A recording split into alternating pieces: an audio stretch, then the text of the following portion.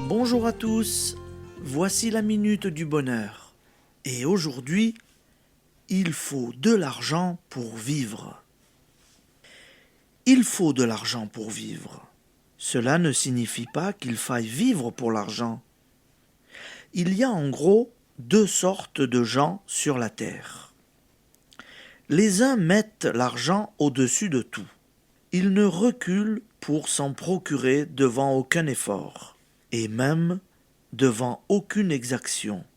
Ils gardent jalousement ce qu'ils ont acquis, ou en échange une partie contre ceux qui peuvent prouver au monde qu'ils sont riches.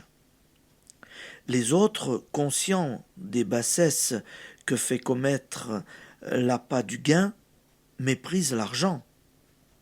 Il suffit qu'un travail puisse honnêtement leur en procurer pour qu'ils créent mentalement toutes sortes de barrières.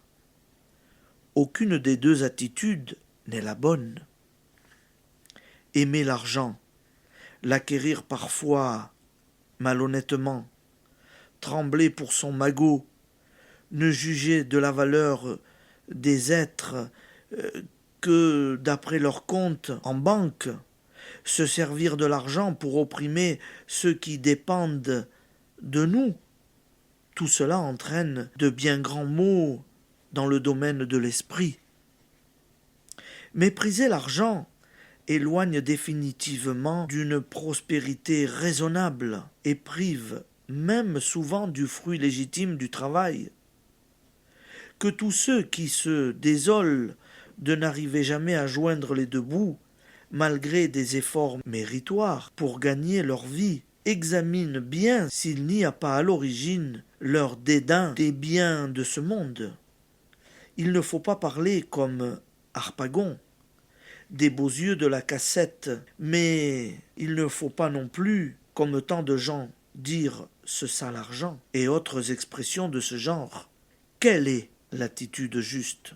La force créatrice qui est en nous est la source universelle de tout bien.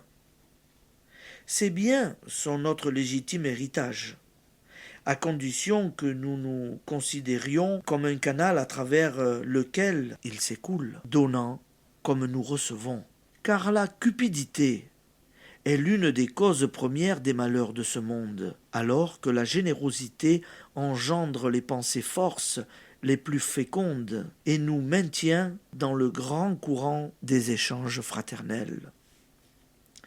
Application.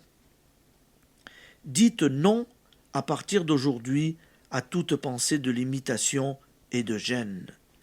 Adoptez une attitude largement réceptive vis-à-vis des biens de ce monde. Mais attention pour tous les êtres autant que pour vous-même. Bonne journée, amis auditeurs, et à demain.